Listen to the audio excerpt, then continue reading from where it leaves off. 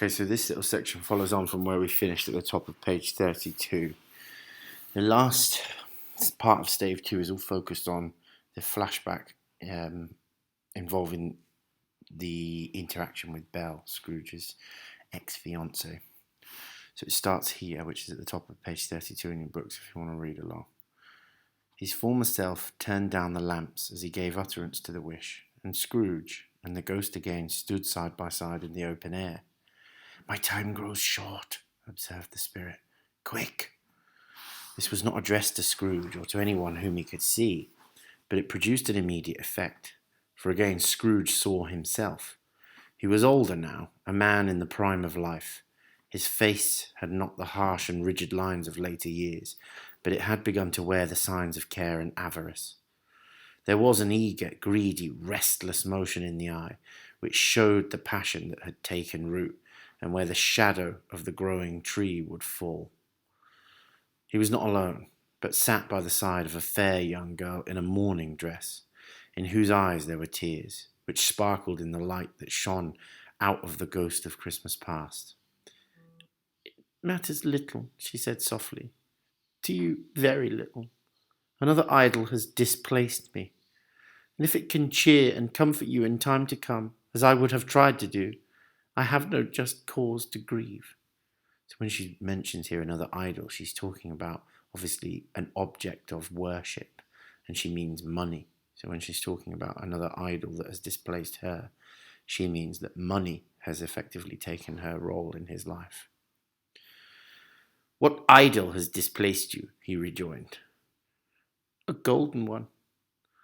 "This is the even-handed dealing of the world," he said. "There is nothing on which it is so hard as poverty, and there is nothing it professes to condemn with such severity as the pursuit of wealth." "You fear the world too much," she answered gently.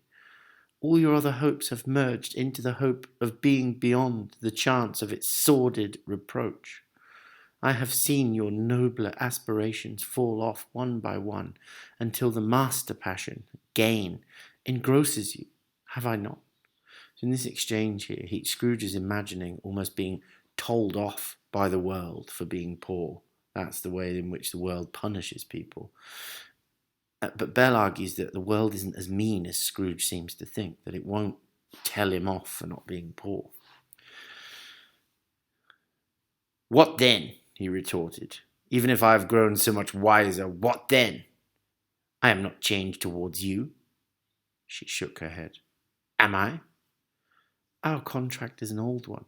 It was made when we were both poor and content to be so, until, in good season, we could improve our worldly fortune by our patient industry. You are changed. When it was made, you were another man." "I was a boy," he said impatiently. "Your own feeling tells you that you are not what you are," she returned. "I am. That which promised happiness when we were one in heart is fraught with misery now that we are two. How often and how keenly I have thought of this, I will not say. It is enough that I have thought of it and can release you." "Have I ever sought release?" "In words, no, never." "In what then?" "In a changed nature, in an altered spirit, in another atmosphere of life, another hope as its great end, in everything that made my love of any worth or value in your sight. If this had never been between us," said the girl, looking mildly, but with steadiness upon him, "tell me, would you seek me out and try to win me now?" "Ah, no." He seemed to yield to the justice of this supposition, of this idea and suggestion, in spite of himself. But he said with struggle, "You think not?" "I would gladly think otherwise if I could," she answered. "Heaven knows.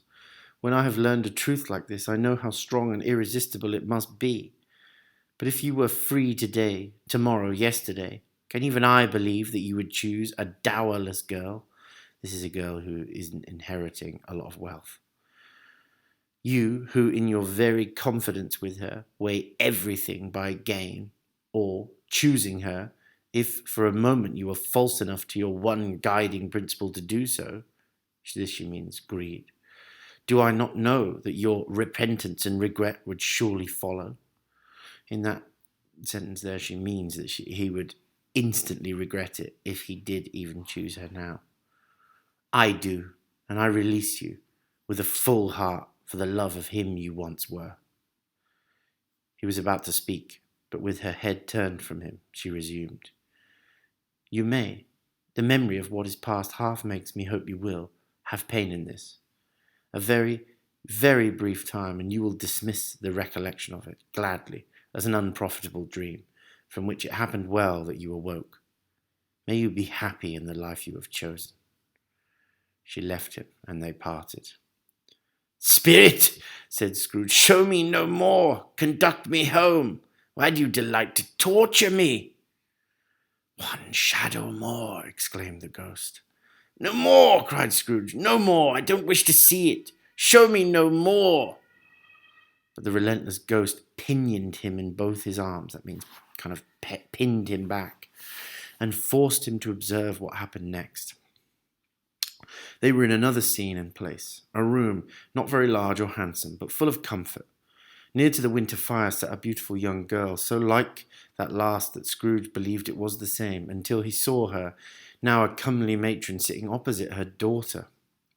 The noise in this room was perfectly tumultuous, kind of chaotic, for there were more children there than Scrooge in his agitated state of mind could count. And unlike the celebrated herd in the poem, they were not 40 children conducting themselves like one, but every child was conducting itself like 40. The consequences were uproarious beyond belief. They were insane and chaotic. But no one seemed to care. On the contrary, the mother and daughter laughed heartily and enjoyed it very much. And the latter, soon beginning to mingle in the sports, got pillaged by the young brigands most ruthlessly. So this is describing boys playing as if they're kind of soldiers. Brigands is like a type of soldier. What would I not have been given to be one of them?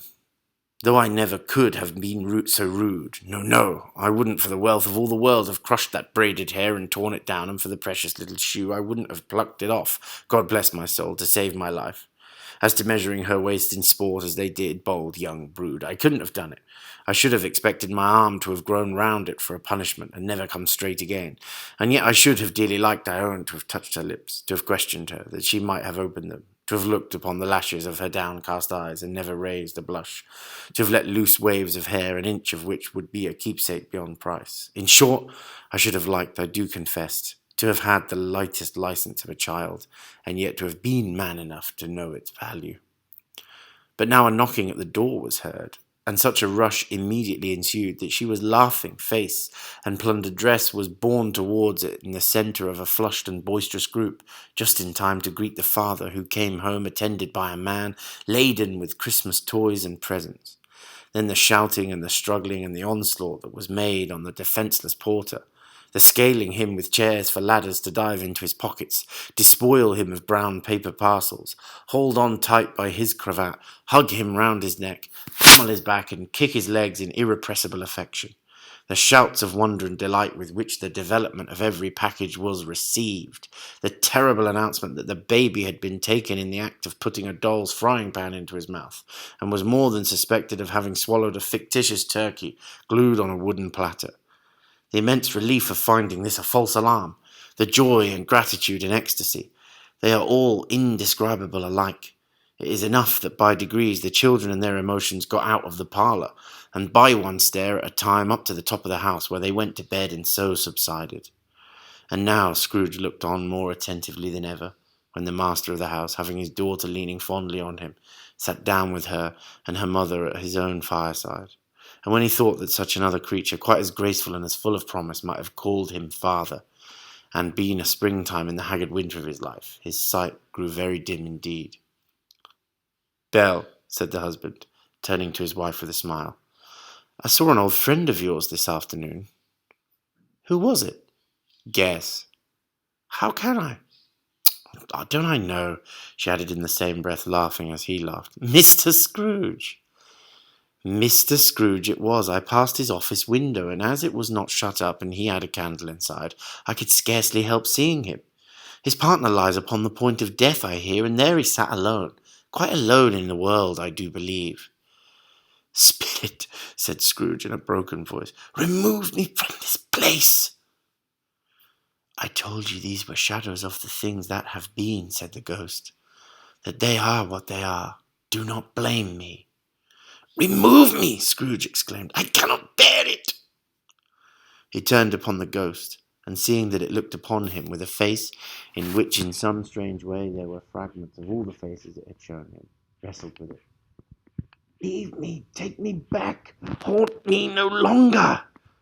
In the struggle, if that can be called a struggle, in which the ghost, with no visible resistance on its own part, was undisturbed by any effort of its adversary, Scrooge observed that its light was burning high and bright, and dimly connecting that with its influence over him. He seized the extinguisher cap, and by a sudden action pressed it down upon his head. This is that moment where Scrooge can't take it any longer, and he puts the candle extinguisher on the top of the candle and tries to put out the light that it bears. The spirit dropped beneath it, so that the extinguisher covered its whole form. But though Scrooge pressed it down with all his force, he could not hide the light, which streamed from under it in an unbroken flood upon the ground. He was conscious of being exhausted and overcome by an irresistible drowsiness, and further, of being in his own bedroom. He gave the cap a parting squeeze, in which his hand relaxed, and had barely time to reel to bed before he sank into a heavy sleep.